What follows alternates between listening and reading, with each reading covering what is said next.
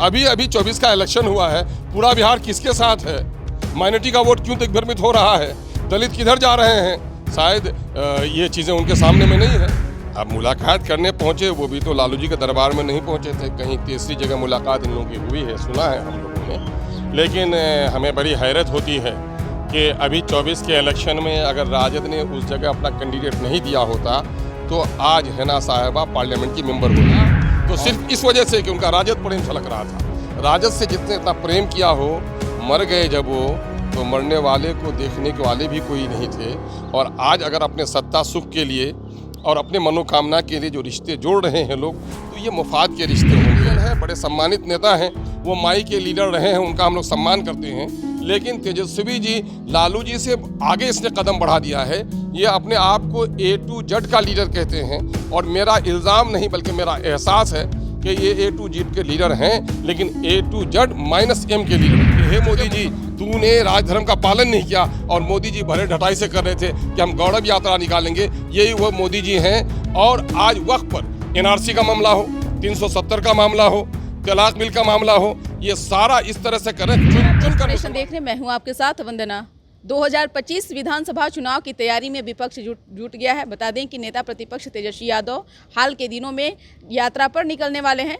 क्या असर पड़ने वाला है बिहार की राजनीति पर? क्या विपक्ष के साथ पूरा बिहार तैयार है, जैसा कि तेजस्वी यादव ने दावा किया है? हमारे साथ बात करने के लिए हैं अख्तरुल इमाम, एक मात्र AIMIM के विधायक हैं। कैसे देख रहे हैं इसको? तेजस्वी यादव निकलने वाले हैं यात्रा पर। भाई 25 के इलेक्शन की तैयारी तमामतर पार्टियां कर रही हैं, और वो बिहार में अपोजिशन की मेन पार्टी है, उनको अपनी तैयारी करनी चाहिए। वो अपना काम देख रहे हैं, हम अपना काम देख रहे हैं, उनसे मेरा क्या रिश्ता है? लेकिन उन्होंने कहा कि ये पूरा बिहार जो है तैयार है, आज तेजस्वी यादव के साथ है। अब अभी तो पार्लियामेंट इलेक्शन हुआ है, तेजस्वी के साथ कितना बिहार है? अब जो कौन बिहार की बात कर रहे हैं वो हम लोग नहीं समझ पा रहे हैं। अभी अभी 24 का इलेक्शन हुआ है, पूरा बिहार किसके साथ है? माइनॉरिटी का वोट क्यों दिग्भ्रमित हो रहा है? दलित किधर जा रहे हैं? शायद ये चीज़ें उनके सामने में नहीं है। भविष्य का ख्वाब देखना अच्छी बात है, लेकिन वर्तमान से इंसान को सबक लेना चाहिए। शुरू से MY पर लालू प्रसाद यादव का जो है हुकूमत रहा है। हाल के दिनों में देख लीजिए, हिना साहब भले चुनाव हार गई हों, लेकिन फिर भी कहीं ना कहीं जो तालमेल है हिना साहब से, वो खत्म नहीं होने के बजाय जो है और बढ़ता दिख रहा है। मुलाकात करने पहुंचे थे, कैसे देख रहे हैं? अब मुलाकात करने पहुंचे, वो भी तो लालू जी के दरबार में नहीं पहुंचे थे, कहीं तीसरी जगह मुलाकात इन लोगों की हुई है, सुना है हम लोगों ने। लेकिन हमें बड़ी हैरत होती है कि अभी 24 के इलेक्शन में अगर राजद ने उस जगह अपना कैंडिडेट नहीं दिया होता तो आज हिना साहिबा पार्लियामेंट की मेंबर होती। और अगर वो हारी हैं तो उसी की वजह से हारी हैं। और हिना साहिबा डॉक्टर शहाबुद्दीन मरहूम की अहलिया हैं। इस बेवा के साथ हम लोगों की हमदर्दियाँ रही हैं, और हम लोग हमेशा चाहते हैं कि उनको इज़्ज़त और सियासी वक़ार मिले, लेकिन राजद वालों ने उनके खिलाफ कैंडिडेट देकर उनको हराया है। तो हम लोग तो यही कहते हैं कि ज़ख़म दे के मरहम लगाते हैं लोग, किस किस तरह से रिश्ता निभाते हैं लोग। यही वो डॉक्टर शहाबुद्दीन हैं जो राबड़ी देवी साहिबा की हुकूमत को स्थापित करने में अपनी जान की बाजी लगा दी, और राजद प्रेम में ही उनको बिहार से तिहाड़ का जो सफ़र करना पड़ा, नीतीश जी ने तिहाड़ भेजा, तो सिर्फ इस वजह से कि उनका राजद प्रेम झलक रहा था। राजद से जितने इतना प्रेम किया हो, मर गए जब वो, तो मरने वाले को देखने के वाले भी कोई नहीं थे। और आज अगर अपने सत्ता सुख के लिए और अपने मनोकामना के लिए जो रिश्ते जोड़ रहे हैं लोग, तो ये मुफाद के रिश्ते होंगे, ये रिश्ते होंगे अपने स्वार्थ के रिश्ते होंगे, समाजी इंसाफ के रिश्ते ये नहीं हैं। सवाल यह है कि क्या आप हिना साहब से आप ही मिलकर के जो है राजनीति कुछ बातचीत करेंगे, या अपने पार्टी में आने की वो बता देंगे? देखिए, हम लोगों का दिल भी खुला हुआ है और हम लोग के दल के दरवाजे भी खुले हुए हैं। लाइक माइंडेड जो लोग भी हमारे साथ आना चाहें, हमें बुलाना चाहें, हमें जाने में भी बैर नहीं है और हमें किसी का साथ देने में भी बैर नहीं है। हम थर्ड ऑप्शन पर अपना काम कर रहे हैं, चूँकि आज भी मेरी वही सोच है कि बिहार में नीतीश जी ने बड़ी चालाकी के साथ यहाँ पर बीजेपी को स्थापित कर दिया है, और कहीं न कहीं बीजेपी को स्थापित करने में राजद का भी बड़ी भूल रही है कि 2005 में अगर उस वक्त रामविलास पासवान साहब की बात मान लेते हैं लोग कि किसी भी माइनॉरिटी के लोगों को बना दो चीफ मिनिस्टर, तो शायद राजद को ये दिन देखने नहीं पड़ते।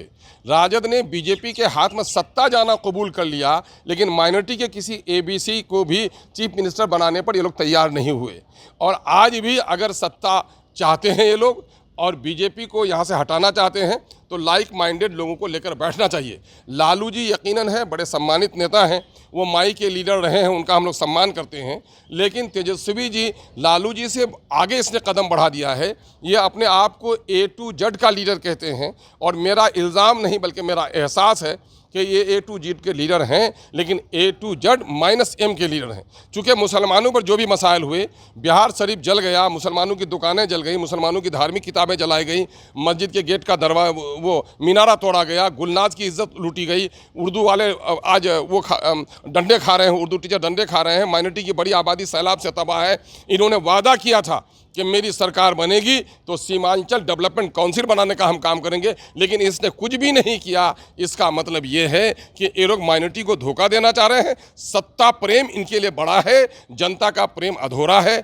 आएंगे लोग इंसाफ करेंगे, जैसा देखेंगे। एक सवाल है कि इन दिनों जिस तरह से बीजेपी नीतीश कुमार के सामने दंडवत कर रही है और इन दिनों बिहार में नेता पर तो सीबीआई और ईडी की जो कार्रवाई चलती थी वो चलती, लेकिन अब इसके घेरे में बड़े बड़े अधिकारी भी अब आ चुके हैं। ऐसे में किस रूप में देख रहे हैं इसे? देखिए, लैक ऑफ अपॉर्चुनिटीज कैरेक्टर, जिसको अवसर नहीं मिला है वही ईमानदार रह गया है बिहार में। ये उन अफसरों पर, जिन अफसरों के यहाँ छापेमारी हो रही है, मशीन से पैसे गिनने पड़ रहे हैं, है ना। इस तरह की गिनती बहुत सारे लोगों की होगी, न जाने ये लोग क्या पिक एंड चूज कर रहे हैं। करप्शन में डूबा हुआ है बिहार और खून पसीने की कमाई जनता की लूटी जा रही है। यहाँ जो एस्टीमेट घोटाला हो रहा है, जो सड़क सिर्फ 50 लाख में बनने चाहिए वो 1.5 करोड़ में बन रहे हैं। मैं एक साक्षी हूँ। मैं 2000 में जिला परिषद का मेंबर था और जहाँ 60,000 रुपये से कलवट बनाया और आज वहाँ 4 करोड़ का पुल बना है और बीच में लोग हल जोतते हैं। ये एस्टीमेट घोटाला हो रहा है, पूरे तौर पर लूट मची हुई है और कोई हिसाब के लायक नहीं है। चूँकि जनता को दिग्भ्रमित किया जा रहा है, धार्मिक मुद्दे में उलझा रहा है, कहीं NRC लागू किया जा रहा है, कहीं जाति की बात कही जा रही है, कहीं मजहब का खिलवाड़ कराया जाए, कहीं मंदिर मस्जिद की बात करा करके मेन मुद्दे, गरीबों के बच्चे पढ़ेंगे कैसे, गरीब बीमारों को दवा कैसे मिल पाएगी, नौजवानों को रोज़गार कैसे मिल पाएगा, किसानों को उसकी कीमत कैसे मिल पाएगी, बाढ़ प्रभावितों को इंसाफ कैसे मिल पाएगा, इन मुद्दों पर कोई पार्टी बात करने के लिए तैयार नहीं है। वक्फ विधेयक आया है और SC/ST क्रिमिलेयर को किस रूप में देख रहे हैं? देखिए, वक्त जो बिल अभी पेश किया गया है, ये मुस्लिम दुश्मनी की मोदी जी की तरफ से इंतहा है। लेकिन वो तो ये वो हर बात बताएंगे लाभकारी। जहर को जब भी पिलाया जाता है, कोई दोस्त बनकर जब जहर पिलाता है तो वो शहद में जहर मिला के पिलाता है, यूँ नहीं पिलाता। ये लाभकारी कर ही नहीं सकते। जिनको मुसलमानों के दब जाने का, कुत्ते के बच्चा दब जाने के बराबर का एहसास हो, मुसलमानों के लिए भला कर सकते हैं कभी क्या मोदी जी? मोदी जब से आए हैं पूरे तौर पर भाजपा की जो सियासी नफरत की आग पर इस लोगों ने अपनी राजनीतिक रोटी सेकी है। बाबरी मस्जिद के टूटने से इनका कद बढ़ा और गोधरा के दंगे से राष्ट्रीय स्तर पर यही मोदी जी हैं जिसने कहा था, एक तरफ कहा था वाजपेयी जी ने कि हे मोदी जी, तूने राजधर्म का पालन नहीं किया, और मोदी जी भरे ढटाई से कर रहे थे कि हम गौरव यात्रा निकालेंगे। यही वो मोदी जी हैं। और आज वक्त पर NRC का मामला हो, 370 का मामला हो, तलाक बिल का मामला हो, ये सारा इस तरह से कर रहे हैं, चुन चुन कर मुसलमानों का सुनिए, एक बात जान लीजिए, मुसलमान गरीब हैं, निरक्षर हैं, सरकारी नौकरी में उनकी हिस्सेदारी नहीं है। बिहार में जाति आधारित गणना के मुताबिक दूसरे जाति के लोगों को 1.5 गुना, 2 गुना, 3 गुना नौकरी है। अब मुसलमानों की 3,68,000 पर 1,73,000 नौकरी मिलकर 1,95,000 नौकरी से वंचित कर दिया गया है। राष्ट्रीय स्तर पर मुसलमानों की हालत ख़राब है। कोई पॉलिसी हमारे नहीं बन रही है। और वक्फ हमारे, सुनिए एक बात सुनिए, वक्फ हमारे बाप दादा की दी हुई ज़मीन है। उसने समाज के अनाथ गरीब बच्चों की तालीम के लिए, उनके वेलफेयर के लिए दिया है। ये किसी की लूटी हुई एनिमी प्रॉपर्टी नहीं है। आप लोग पर है कि आप लोगों की हुकूमत वो जो थी वो आप लोगों की हुकूमत हाथ से हुकूमत नहीं, जो लोग पाकिस्तान भी चले गए, उसने अपना बाग बगीचा घर वक्फ कर दिया है। कोई एनिमी प्रॉपर्टी नहीं थी। जो लोग एनिमी प्रॉपर्टी थी, सरकार ने उसको सीज कर लिया है। ये वो बपौती का मसला नहीं है। मैं न्यास परिषद में किसी मुस्लिम को मेंबर बनाया? आपने नहीं बनाया। आपने जो ईसाइयों के जो ट्रस्ट है उसमें किसी मुसलमान को मेंबर बना रहे हैं? भाई आप मंदिर चलाओ, हम मस्जिद चलाते हैं, क्यों आप हमारी मस्जिदों में किसी को दाखिल करने की कोशिश कर रहे हो? ये जो हमारे औकाफ की चीज़ें हैं, ये धर्मनिरपेक्ष स्टेट है। यहाँ पर लोगों को आर्टिकल 30 के मुताबिक अपने धार्मिक संस्था चलाने की इजाज़त है। तो हमारे संस्था कैसे चलेंगे? आप हमको ऐड भी नहीं दे रहे हैं। हमारे लाखों बच्चे आज मकतब में पढ़ रहे हैं, मदरसे में पढ़ रहे हैं। इसी वक्त की वजह से हमारे लाखों का इलाज हो रहा है। इसके वक्त की वजह से आज इस प्रॉपर्टी को आप खत्म करना चाह रहे हैं। ये बात बताइए कि वक्त में हमने किसी को लूट लिया है क्या? ये राजा रजवाड़े की ज़मीन नहीं है। ये वो लोग जो लोग उस वक्त माइग्रेट कर गए देश के बंटवारे के वक्त, उनके बहुत सारे रिश्तेदार यहाँ पर रह गए। उसने कहा मैं इस देश के वेलफेयर के लिए, माइनॉरिटी के वेलफेयर के लिए मैं इसको वक्फ कर देता हूँ। तो वक्फ का कानून रहा है, पहले से भी रहा है, ब्रिटिश इंडिया में भी रहा है। एक SC/ST क्रिमिनल कानून को किस रूप में देख रहे हैं? हाँ, अब ये मामला चूंकि SC/ST को जो लोग देख रहे अच्छा हैं, है, इससे कई नहीं, मामला ये है कि इससे कई तोड़ पैदा हो जाएगा उस समाज में। अभी जो फैसले भी आ रहे हैं, SC/ST में जो लोग हैं उनको अपने तौर पर न्याय करना चाहिए, लेकिन इसमें क्रीमी लेयर से कुछ लोगों को बाहर कर दिया जाएगा। तो ज़रूरी है कि वो बाप को अच्छा मौका मिल गया, बेटे को अच्छा मौका नहीं मिल पाया है, कोई ज़रूरी नहीं है, भाई को अच्छा मौका नहीं मिल पाया है। एक आदमी अच्छा हो गया तो उसके परिवार को वंचित कर देंगे, ये मुनासिब नहीं है। बहुत बहुत शुक्रिया बात करने के लिए। तो आपने सुना कि क्या कुछ कहना था अख्तरुल इमाम, बिहार विधानसभा के सदस्य। इसकर बस इतना ही। बने रहिए न्यूज़ नेशन के साथ। धन्यवाद।